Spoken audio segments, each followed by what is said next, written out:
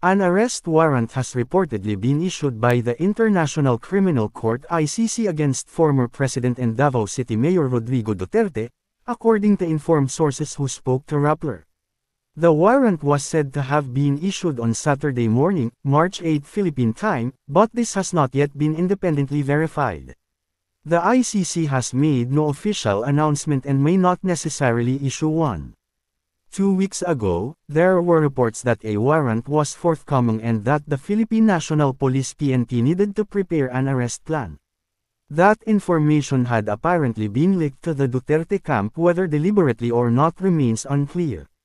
Another source said the operation would take place at Camp Crame, with the PNP expected to play a major role. One indication that the arrest warrant was imminent, according to a source familiar with the matter, was what appeared to be a consolidation of witnesses at The Hague. The source refused to elaborate. This is a developing situation.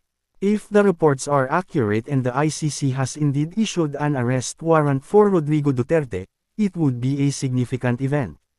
I will continue to monitor the news for official confirmation from the ICC or other reliable sources, said by Rappler.